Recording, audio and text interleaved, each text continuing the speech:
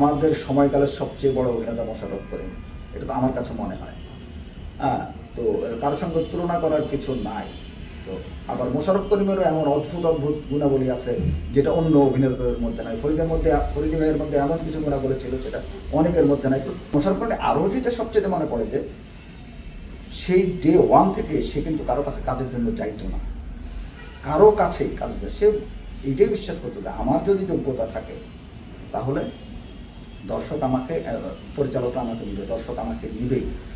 ফরিদি ভাইয়েরও একদম সেম, এই জায়গায় খুব একদম একই মিল, বা অনেক বড় বড় অভিনেতারই এই ক্ষেত্রে মিল, যে আমি যদি অভিনেতা হয়ে থাকি, ফরিদি ভাইয়ের দর্শন হচ্ছে আমি যদি অভিনেতা হয়ে থাকি তাহলে যদি আমি একটা ডায়লগের একটা সিকোয়েন্স বা কোনো ডায়লগও যদি না থাকে, আমি যদি অভিনেতা হয়ে থাকি তাহলে ওইখান থেকে দর্শক আমাকে চিনবে। এবং মোশাররফ করিম সেই রকম অভিনেতাই, যে পুরো নাটক জুড়ে নায়ক নায়িকা আছে, মোশাররফ করিম হয়তো একটা সিকোয়েন্স আছে, কিন্তু সেই একটা সিকোয়েন্স সে এমনভাবে করবে যে পুরো গল্প ভুলে যাবে মানুষ। ওই অভিনেতা মোশাররফ করিমকে মনে রাখবে শুধু ওই একটা সিকোয়েন্সের কারণে বা একটা ডায়লগের কারণে, একটা পারফরমেন্সের কারণে। তো জিনিয়াস অ্যাক্টর মোশাররফ করিম, বা বাই বর্ন অ্যাক্টর, মেধাবী অ্যাক্টর, যে কোনো চরিত্রকে এমন একটা লেভেলে সে নিয়ে যেতে পারে, এমন একটা জায়গায় নিয়ে যেতে পারে যেটা ওই ওই পরিচালকও চিন্তা করে নাই, বা যে গল্প হয়তো তার প্রেজেন্সের কারণে গল্পটাই অন্য একটা জায়গায় চলে যায়। এই একই ফরিদি ভাই নিয়ে যে যা বলবো তার চাইতে অনেক বেশি বলতে হবে হয়তো মোশাররফ করিমকে নিয়ে। কারণ হচ্ছে মোশাররফ করিমের সঙ্গে আন্ডারস্ট্যান্ডিং, চলাফেরা, উঠা বসা এই লেভেলের ছিল, বা এত গভীরতা ছিল। আমরা তো বন্ধু মানুষ, একই বয়সী। তো মোশাররফ করিম হচ্ছে অসম্ভব উন্নাসিক, অসম্ভব উন্নাসিক। আমি জানি না উন্নাসিক কিনা, কিন্তু মনে হয়, বাইরে থেকে মনে হয় সে অনেক উন্নাসিক। মোশাররফ করিমকে নিয়ে আমার সবসময় কথা বলতে গেলে একটা কথা সবসময় মনে পড়ে, যে একদম প্রথম দিকে সে মোশাররফ করিমকে কেউ চিনে না, তখন কেউই চিনে না, নো বডি। তো সেই সময়ে আমার একটা নাটক করছি আমি, কেবলই রাত হয়ে যায়। হ্যাঁ, তো ওই নাটকে তিশা ছিল। এখন যে তিশার ওটা এটা সেকেন্ড কাজ, তিশার কাজও আমাদের হাতে শুরু।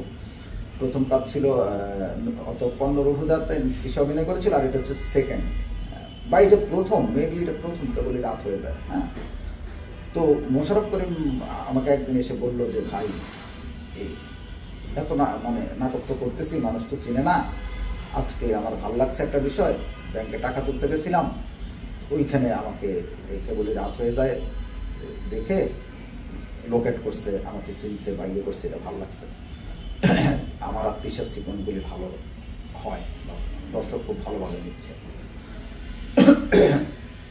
তো এই নাটকের একটা শুটিংয়ে, এইটা এমনি কথার কথা বলছি, মূল কথা হচ্ছে ওই নাটকের একটা শুটিংয়ে একদিন মোশাররফ করিম নাই, সকাল থেকে নাই। মানে তখন তো মোবাইল ফোনের যুগও ছিল না, মোবাইল ফোনে পাওয়া যাবে তাকে, বা তার মোবাইল, আমার মোবাইল ফোন ছিল, কিন্তু তার সম্ভবত মোবাইল ফোন ছিল অথবা ছিল এটা মনে হয়, কিন্তু তাকে TNT ফোনেরই কালচার তখন বেশি, তো তাকে পাচ্ছি না, এবং কোথায় খোঁজ নিব সেটাও জানি না।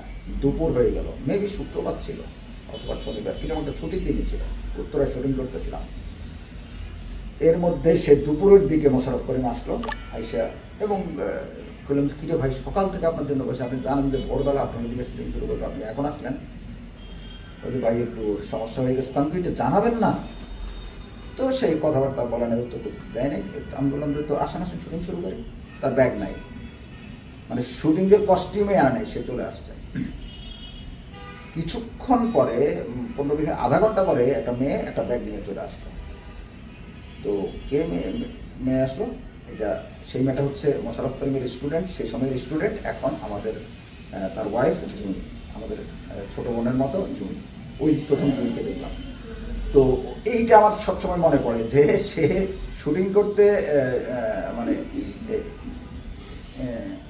সকালবেলা কল, দুপুরবেলা সে আসছে, এবং সেই সময়ে তখন কিন্তু সে এমন না যে তার খ্যাতির বিড়ম্বনা, জনপ্রিয়তা বা অমুক তমুক, হ্যাঁ, এইরকম ঘটনাও ঘটে, এরকম ঘটনাও ঘটে, কিন্তু এটাতে তার আন্তরিকতা ছিল না, বা এরকম কোনো কিছু, কোনো একটা সমস্যা হয়েছিল, কোনো একটা ঝামেলা হয়েছিল, যে ঝামেলার কারণে সে কোনো খবরও দিতে পারে না, কিছু কারণে।